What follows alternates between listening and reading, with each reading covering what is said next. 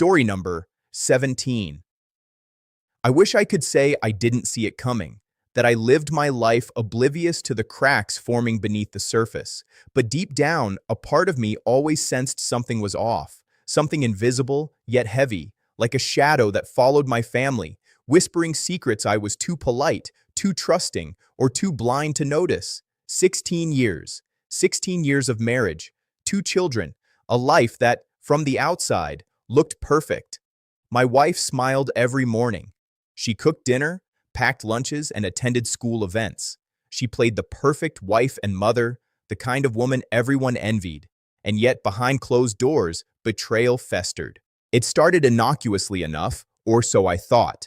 Friends who visited, family members who came over, even casual remarks from my own parents hinted at inconsistencies, odd glances, offhand comments, small jokes that didn't land.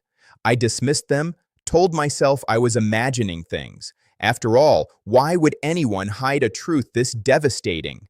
But the truth had a way of seeping through cracks. I first noticed something unusual when our daughter was 12. She bore a resemblance to someone I didn't know, features that weren't mine, expressions that didn't feel like my blood. I kept my observations to myself. Perhaps I was paranoid, perhaps I was overthinking. But the seed of doubt was planted. Years passed.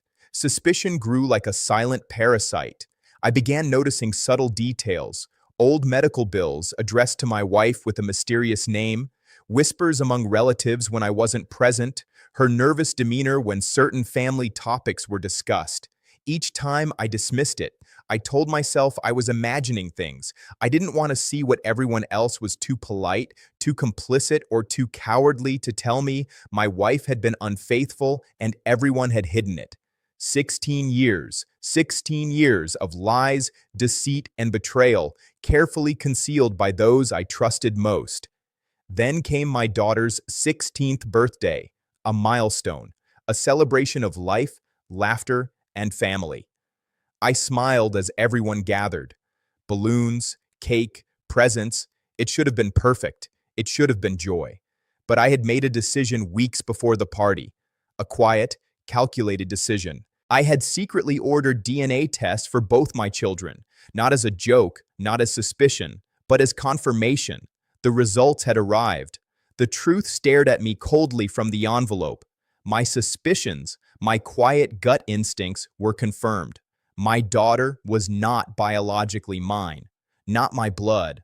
I folded the results, placed them carefully in a decorative envelope, and wrapped them like a gift. Everyone was busy with the festivities. Cake smashed into little hands, friends laughing, parents chatting. I waited for the perfect moment. When the time came to open gifts, I handed her the envelope. She smiled, curious. A birthday present from me, her father. "Open it," I said, my voice deceptively warm. She tore the wrapping, unfolded the paper, and froze. Confusion, curiosity, and dawning realization flashed across her young face. She didn't understand the science, didn't grasp the gravity, but she felt the tension in the room. I turned slowly to my wife. Her smile faltered.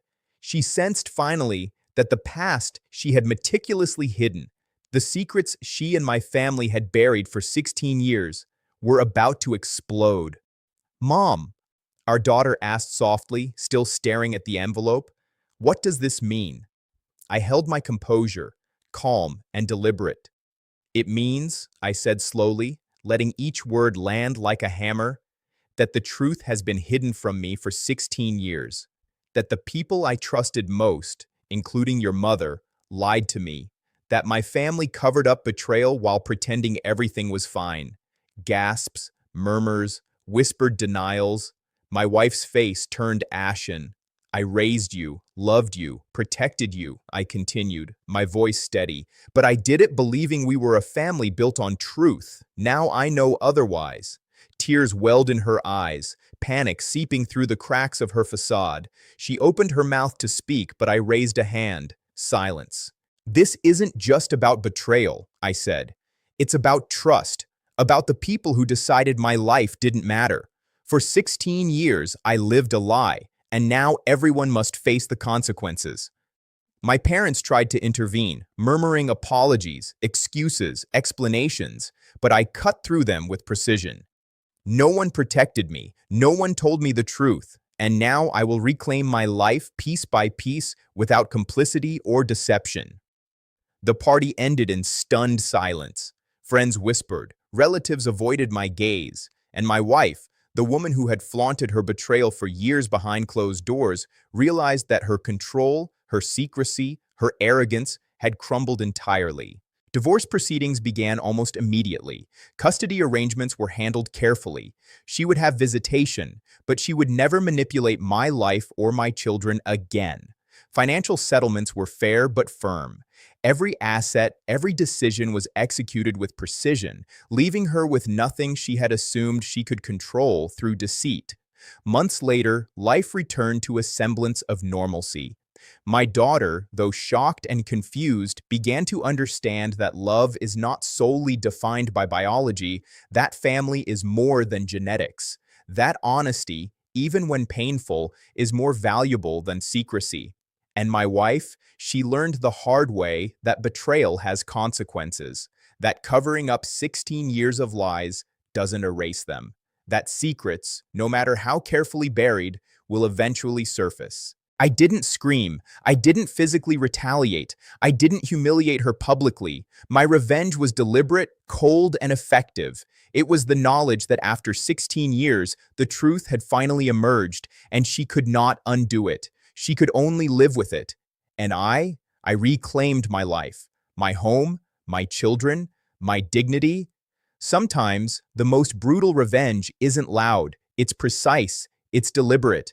It's ensuring that those who thought they could manipulate your life for 16 years finally understand the weight of their actions, and that you, the one they underestimated, have the power to rise above it. 16 years of betrayal, 16 years of silence. One gift, one truth, one reckoning. And finally, peace.